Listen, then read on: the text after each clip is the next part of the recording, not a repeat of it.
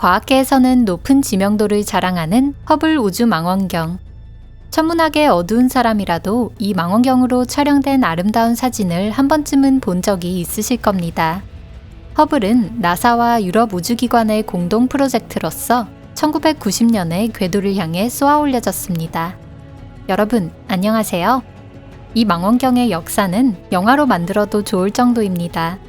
발사 직후 허블의 메인 미러에 심각한 결함이 있다는 사실을 알게 되었는데 설계보다 2미크론 작다는 것이 밝혀진 것입니다. 사람 머리카락 50분의 1가량의 아주 작은 일그러짐 때문에 허블이 촬영한 이미지는 조금 흐려졌습니다. 다행히 팀은 이 문제를 곧바로 해결했고 허블은 무사히 임무를 시작할 수 있었습니다. 운영 기간 동안 수십 개의 중요한 발견을 했으며 수천 장의 훌륭한 사진들을 촬영한 허블은 2020년 4월 30살을 맞이했습니다. 이 망원경의 첫 기록을 돌아보기에 더없이 좋은 시기입니다. 이곳은 토픽입니다.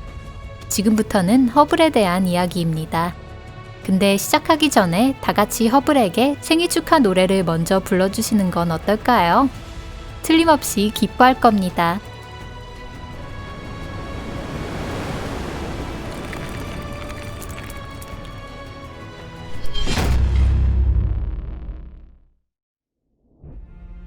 첫 기록.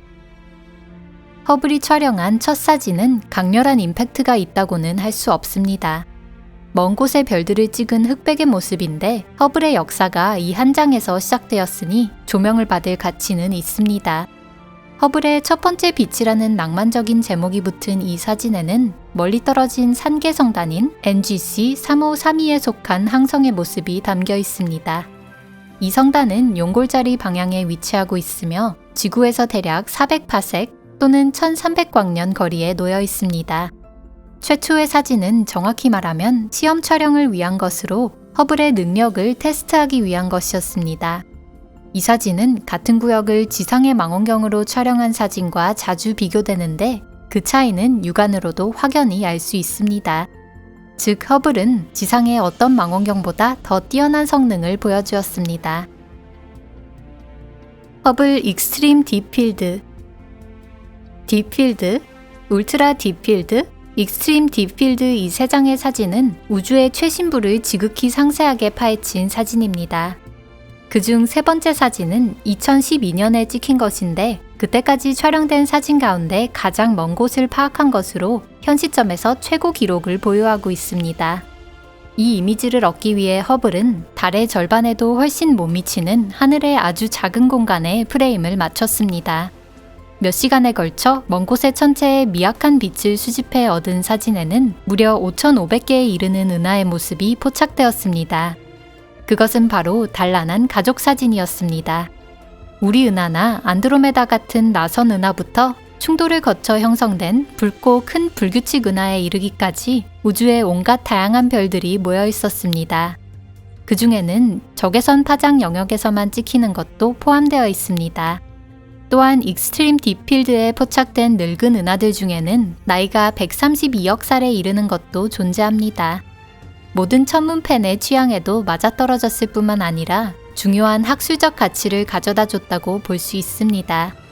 이 사진은 우주사 연구와 우주 연령을 확정하는 데 이용되었으며 우주가 먼 거리에서도 균등해 보인다는 증거가 되어주었습니다. 솜브레로 은하. 허블이 촬영한 개별 은하의 모습 또한 엄청난 아름다움을 선사합니다. 예를 들어 NGC 4594 은하, 일명 솜브레로 은하가 그렇습니다. 이름 그대로 챙이 넓은 멕시칸 모자를 연상시키는 이 은하를 우리는 거의 바로 옆에서 관측할 수 있었습니다. 천여자리 은하단의 남쪽 경계 부근에 위치한 솜브레로 은하는 지구에서 2,800만 광년 떨어져 있으며 은하단 중 가장 큰 질량을 자랑합니다. 솜브레로의 질량은 무려 태양의 8천억 배입니다. 이런 모자를 쓸 수 있는 존재는 분명 한정되어 있을 겁니다. 허블을 이용한 이후의 연구를 통해 이 은하에 수십억 년 전 다른 은하와 충돌한 흔적이 있다는 사실을 알게 되었습니다.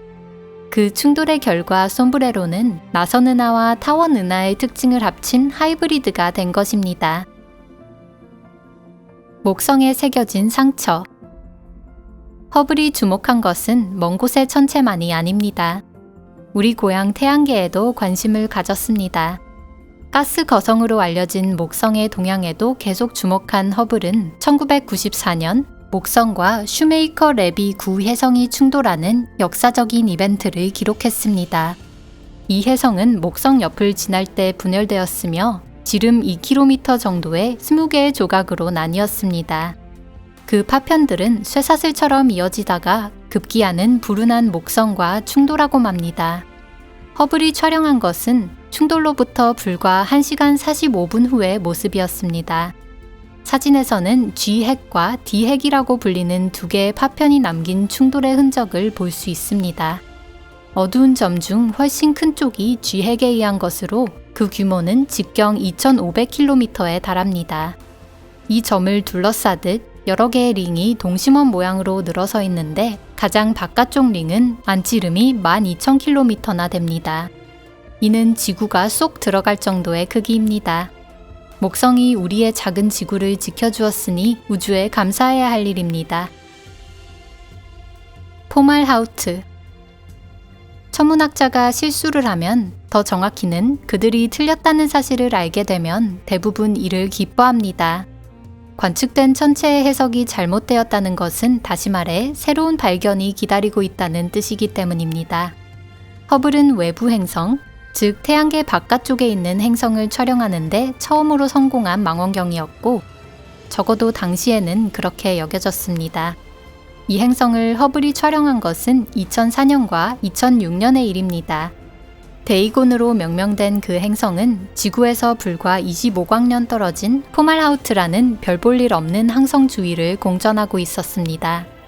포말하우트는 티끌 원반에 둘러싸여 있고 이 항성 주변에는 수천 개의 얼음 혜성이 날아다니며 마치 불꽃놀이처럼 커다란 천체와의 충돌을 끊임없이 반복하고 있습니다. 그런 상황에서 허블은 데이곤의 움직임을 포착하는 데 성공합니다. 단지 이 외부 행성은 상당히 특이한 움직임을 하고 있었습니다. 데이곤은 가시광선 파장 영역에서는 밝아 보이지만 적외선 파장 영역에서는 빛을 거의 내지 않습니다. 그리고 지금까지 행성으로 간주되어 온 데이곤은 최근 연구에서 직경 200km 정도의 큰 천체가 충돌하면서 생긴 파편 구름에 불과하다는 것이 밝혀졌습니다. 하지만 천문학자들은 여기서 낙담하지 않았습니다. 허블이 필요한 순간, 필요한 장소에 있었기 때문에 이 진기한 현상을 관측할 수 있었으니 말입니다. 웹불소 자리 V838. 이 사진은 웹불소 자리의 변광성을 포착한 것입니다. 어쩐지 맛있는 디저트 같은 모습을 하고 있습니다.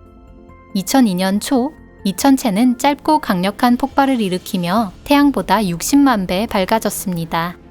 이때의 광도는 우리 은하에서도 최고 레벨을 자랑했다고 합니다. 그 사건 이후 이 변광성은 붉은 빛의 고리를 두르게 되었습니다. 빛의 메아리라고 불리는 이 고리는 지금도 계속 넓어지고 있습니다. V838이 왜 폭발했는지 현재로서는 밝혀지지 않았습니다. 하지만 환상적인 사진을 감상하는데 복잡한 이유는 필요 없습니다. 창조의 기둥. 마지막으로 허블이 촬영한 이미지 중 가장 유명한 창조의 기둥을 소개하겠습니다. 이곳이 처음으로 촬영된 것은 1995년의 일인데 그 후 한층 더 해상도 높은 사진을 얻기 위해서 같은 위치에서 재촬영을 진행했습니다. 허블이 포착한 것은 지구에서 7,000광년 거리에 있는 수리성운. 별이 형성되는 이곳의 아름다움에 무심코 시선을 뺏기게 됩니다. 놀랍게도 이 사진에 찍혀 있는 것은 이미 이 세상에는 존재하지 않는, 말하자면 고스트 같은 존재입니다. 창조의 기둥은 6,000년 전 초신성 폭발로 사라져버렸습니다. 하지만 그 빛은 여전히 지구에 닿고 있습니다. 이 멋진 먼지와 가스 구름을 우리는 앞으로 1000년은 더 볼 수 있을 것입니다. 오늘 영상은 여기까지입니다. 끝까지 시청해주셔서 감사합니다. 다시 한번 허블의 생일을 축하하고 다음 10년도 알찬 성과를 얻었으면 좋겠습니다. 여러분은 허블의 어떤 이미지가 가장 마음에 드시나요? 댓글로 의견 남겨주세요. 그럼 다음 영상에서 뵙겠습니다. 안녕히 계세요.